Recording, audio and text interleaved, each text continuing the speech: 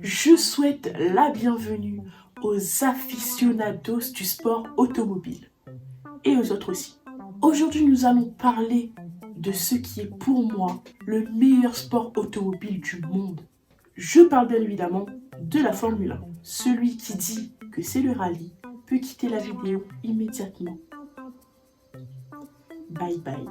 Et tu ne peux pas aimer la F1 si tu n'as pas entendu parler de l'histoire du triple champion du monde qui a marqué la F1 en mai 94.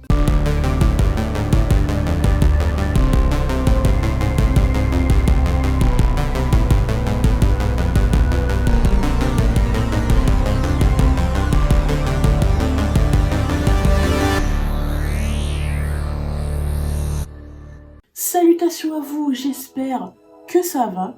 Aujourd'hui, j'ai décidé de tester mon fond vert. Vous me direz dans les commentaires si c'est bien ou pas. Merci à vous d'être au rendez-vous chaque dimanche pour notre épisode de l'Histoire 2. Et aujourd'hui, nous allons parler du king brésilien de la F1 des années 80, Ayrton Senna.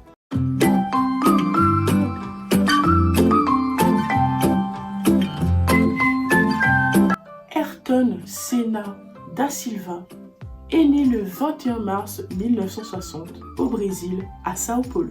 Il est le fruit d'amour de Neide Joana Senna et de Milton Guirado Teodoro da Silva. Il ne peut pas avoir un prénom comme tout le monde, c'est long quand même. Il a une sœur qui s'appelle Viviane et un frère qui s'appelle Leonardo. Il a eu une très belle enfance dans une famille assez aisée, Temaladegen. Son père est un riche propriétaire de terres agricoles et il travaille aussi dans le commerce automobile. Il est le fournisseur privilégié dans l'industrie automobile brésilienne. Par la suite, il deviendra gérant d'une société de métallurgie. Milton va construire à Ayrton, pour ses 4 ans, son premier kart avec le moteur d'une tondeuse à gazon. Et à l'âge de 7 ans, il apprend à conduire une Jeep autour de la ferme familiale pour s'exercer à écouter le son du moteur afin de connaître le bon moment pour changer de vitesse. Alors que toi et moi, parlons simple, à l'âge de 7 ans, on jouait au billes, aux cartes et au Tupi Blade Blade. Tupi Blade Blade. C'est dans ce chapitre-là que je vais perdre des gens. Je vous dis déjà au revoir et à jeudi pour un nouveau thread d'horreur. Et si tu es encore là, tu ne vas pas être déçu. Mais ça va être un petit peu long, alors mets sur pause et va te chercher un truc à grailler.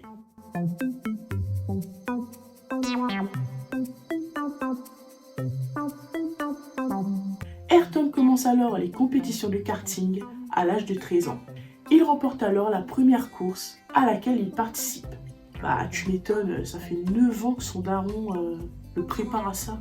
Il court au karting à haut niveau de 77 à 82 et se classe second au championnat du monde de karting en 78 et en 80.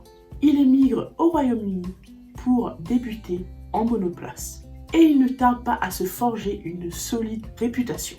De 81 à 83, il remporte le titre de Formule Ford 1600 en Grande-Bretagne, le titre Formule Ford 2000 britannique et européen et le titre en championnat britannique de Formule 3 avec l'écurie West Surrey Racing. Il avait un talent fou. Et quand on a un palmarès comme Senna en karting et en Formule 3, on rejoint forcément la F1. Quand on est bon, on est bon.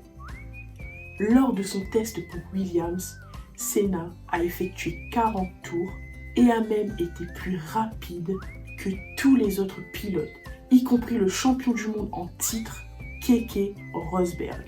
Le mec, il était en Formule 3 il n'y a pas 2 secondes et il est plus rapide que le champion du monde en titre qui est chez Williams et qui a la meilleure voiture de tous les écuries. Ce mec est un putain de génie. Mais malheureusement, ni McLaren ni Williams n'avaient de poste vacant pour la saison en 84. Et puis chez Lotus, les sponsors ils veulent un coureur britannique et chez Brabham, les sponsors voulaient un pilote italien. Mais Senna ne perd pas espoir Et le travail paye. Il devient enfin le coéquipier de l'ancien champion du monde de moto, Johnny Cecotto, dans l'écurie Toleman. Senna a fait ses débuts au Grand Prix de Brésil à Rio de Janeiro, El País. Mais il abandonne la course car le turbocompresseur est tombé en panne au 8e tour. Il finit alors 17e. La question est, si son moteur n'avait pas lâché, en quelle position il serait pour sa première course? On ne le saura jamais. Il marque son premier point un mois plus tard au championnat d'Afrique en terminant 6e, mais quand même avec de graves crampes au cou et à l'épaule. 2 semaines plus tard, au Grand Prix de Belgique, il récidive et termine en 6e position. Dois-je te rappeler qu'il y a un mois de cela, il était en Formule 3? Je ne crois pas, non, parce que je crois que toi, tu suis depuis le début bien comme il faut. Mais si je vais trop vite, tu me dis, je ralentis. Son meilleur résultat a été en juin 1984 dans une course qui ne s'est même pas terminée, qui s'est déroulée au Grand Prix de Monaco.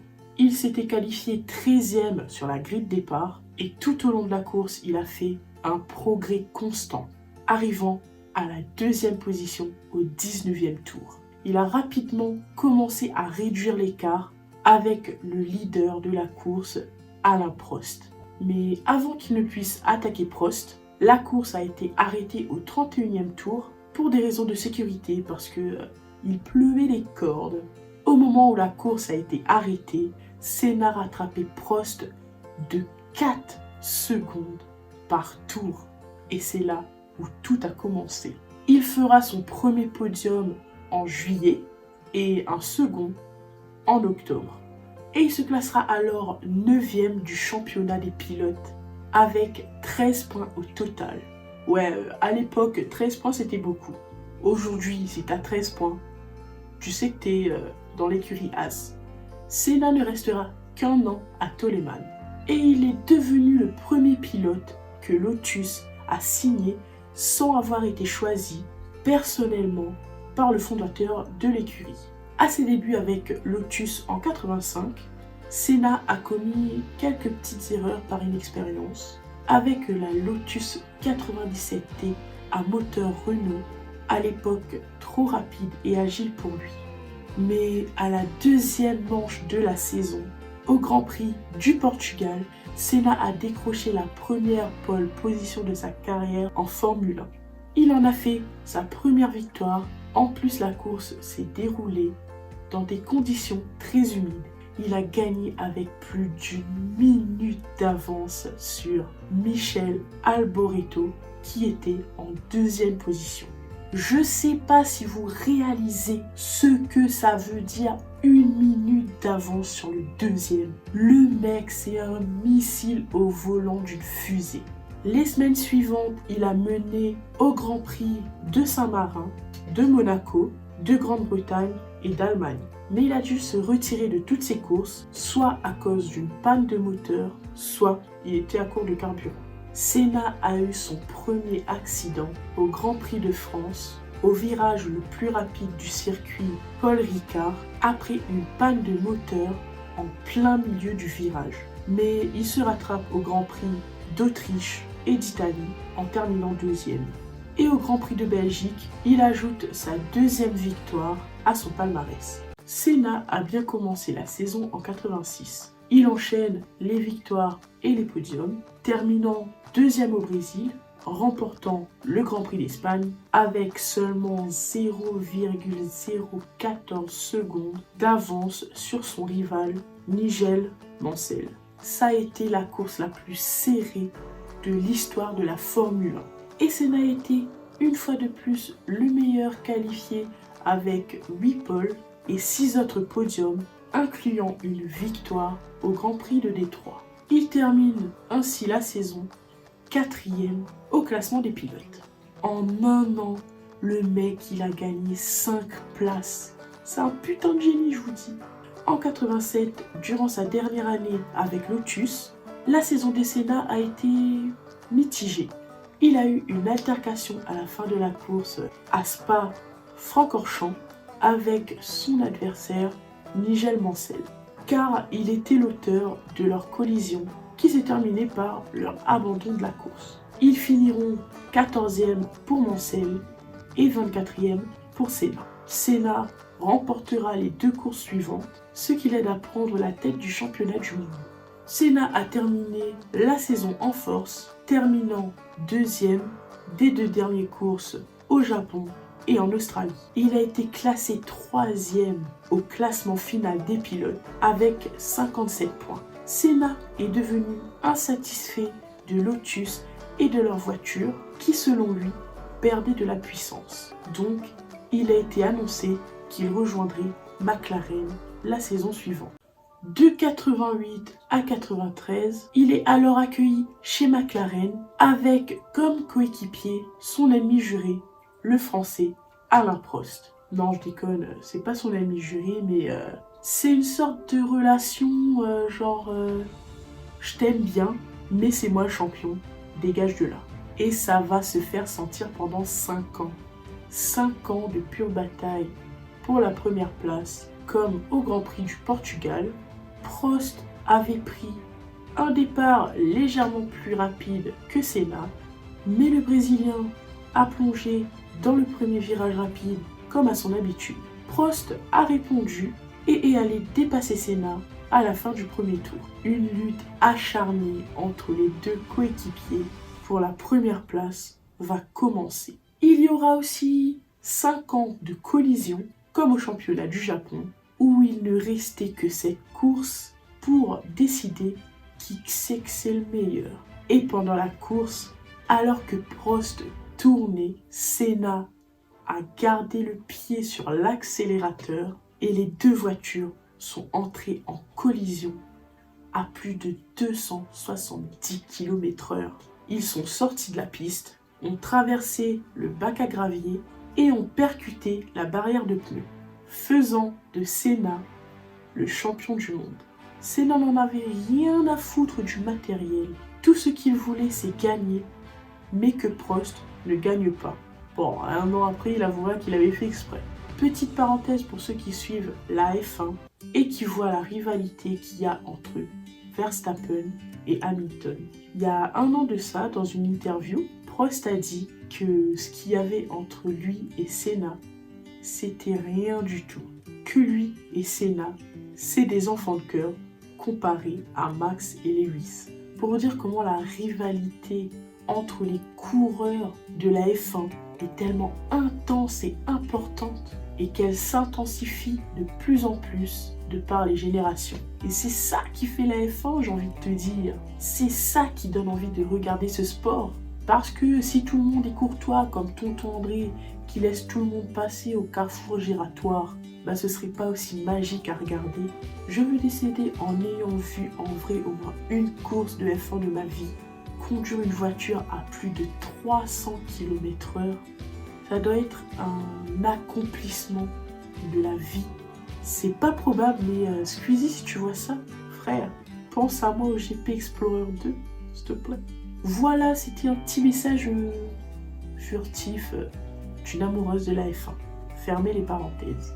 Durant ces 5 années, il y a eu aussi des erreurs techniques et des pannes, comme au Grand Prix de Monaco, où Senna devançait Prost de 1,4 secondes et a mené pendant la majeure partie de la course avant de faire un accident car il avait coupé la barrière intérieure, ce qu'il avait projeté dans la glissière de sécurité et du coup, il chutera au 67e tour.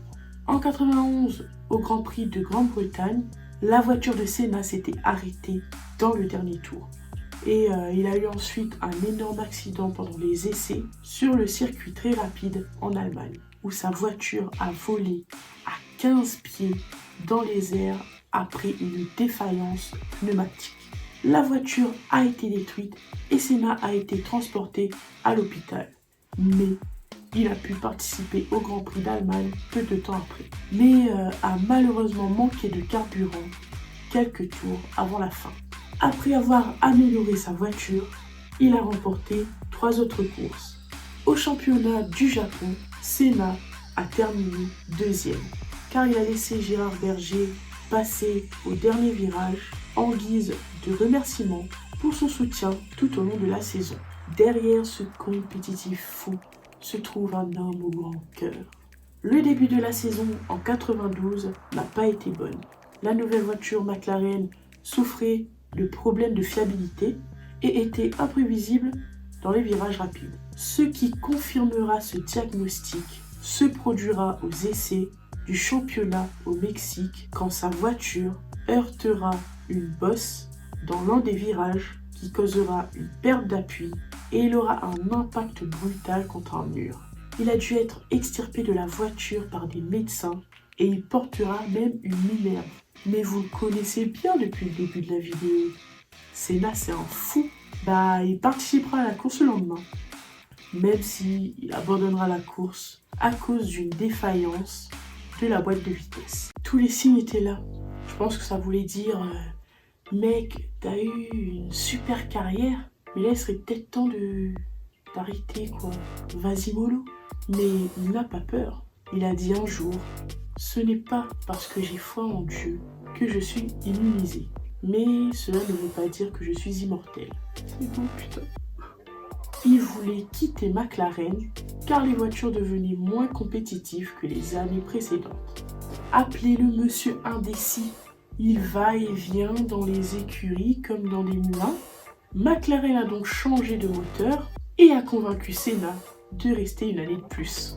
Après avoir conduit la nouvelle voiture, il a conclu qu'elle était bien équilibrée et qu'elle avait un potentiel surprenant. Je pense que les 1 million par course, c'est ça qui l'a fait rester, pas la voiture. Pendant la saison, il a terminé 2e dans une course alors qu'il avait eu une collision avec Schumacher. Il remportera aussi le Grand Prix du Brésil et celui de Donington. Il a ensuite obtenu une 2e place en Espagne et une 6e victoire à Monaco. Il a subi aussi des pannes mécaniques à Imola, au Canada, en Grande-Bretagne, en Hongrie et au Portugal. Mais il a remporté l'avant-dernière course de la saison au Japon, c'est le plus important. La saison s'est terminée en Australie avec la 41e et dernière victoire de Senna en F1. Au classement général des pilotes, il sera 2e derrière Prost. Frère, le seum qu'il a dû avoir. Pendant qu'il subissait de la malchance au début de l'année, Prost avait déjà creusé l'écart. Mais la compétition, il n'y a que ça qui fait vivre les sports. S'il n'y a pas de compétition, il n'y a pas de sport, quoi. En 94, il rejoint enfin Williams. Et oui, Williams, c'était le Mercedes de l'époque. Tout le monde voulait aller là-bas. Et chez Williams, Senna recevait un salaire de 20 millions de dollars. Ça en fait du zéyo. Senna a exprimé son malaise face à la maniabilité de la voiture. Il a déclaré que ce serait une saison avec beaucoup d'accidents et qu'il craignait pour sa vie. Fallait rester chez McLaren, mon copain, je te jure. La première course de la saison a eu lieu à Brasilia, El País, où Senna a pris la pole position. Mais il s'est fait dépasser par le prochain meilleur coureur F1, Michael Schumacher. Enfin, Schumacher. Moi, je l'ai Schumacher, moi, perso. Schumacher a pris la tête de la course en dépassant Senna dans les stands. Mais, tu connais notre Senna. Il aime pas trop qu'on dépasse et tout. Il aime pas trop qu'on est meilleur que lui. Du coup, il a poussé trop fort et a fait tournicoter la voiture à la sortie d'un virage au 56e tour. La voiture cale et il abandonne la course. Pour la deuxième course au Grand Prix inaugural du Pacifique, Senna se placera en pole, mais se fera dépasser par... roulement de tambour... Et oui, Schumacher. Malheureusement, Senna se fera percuter par derrière dans le premier virage par Mika Häkkinen et sa course prendra fin. Senna n'avait pas terminé les 2 courses d'ouverture de la saison, donc Schumacher le devançait de 20 points au championnat des pilotes. Senna a déclaré que c'est après ces 2 courses que sa saison commencerait, avec 14 courses au lieu de 16, pour essayer de remporter le titre.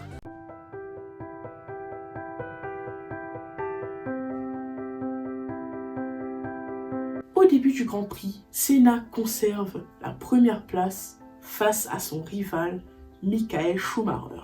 Pour ceux qui se demandent, mais il est passé où Prost? Il a pris sa retraite. Il a pris sa retraite avant que Senna rejoigne Williams. Mais la course a été rapidement interrompue par un accident à la ligne de départ. C'était le premier avertissement. Au 6e tour, la course a repris et Senna a immédiatement donné un rythme rapide, complétant le 3e tour le plus rapide de la course. Alors que Senna tournait le virage de Tamburello à grande vitesse au 7e tour, sa voiture a quitté la ligne de course à 307 km/h, a roulé en ligne droite hors de la piste et a heurté le mur de soutène en béton à environ 233 km/h. Le drapeau rouge a été montré à la suite de l'accident et moins de 2 minutes après l'accident, Senna a été extrait de sa voiture par une équipe médicale. Mais à ce stade, Senna avait déjà perdu environ 4,5 litres de sang, soit 90% de son volume sanguin. À 18h40, la chef du service des urgences a alors annoncé la mort de Senna. Mais elle avait déclaré que l'heure du décès, en vertu de la loi italienne, était 14h17, heure à laquelle il a percuté le mur et à l'heure où son cerveau a cessé de fonctionner. La cause directe de la mort d'Ayrton Senna résulte d'une circonstance malheureuse. Sous la violence du choc, le triangle supérieur de la suspension avant s'est brisé et est allé frapper, tel un sabre, la visière de son casque. À 5 cm près, il aurait pu s'en sortir. Il a subi des fractures mortelles au crâne, des lésions cérébrales et une rupture de l'artère temporale. Selon les médecins, n'importe lequel de ces blessures l'aurait probablement tué.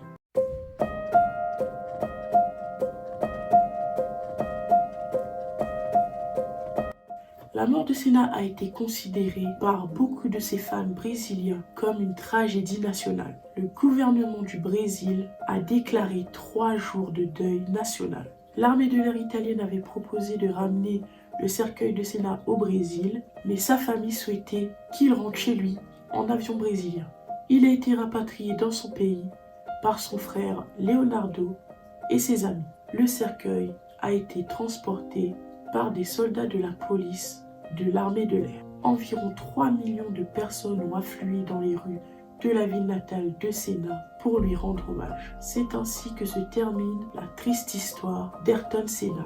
J'espère que cette vidéo vous a plu, même si la fin est un peu triste. Dites-moi dans les commentaires si vous voulez que je continue une série sur la F1, parce que moi, j'adore ce sport.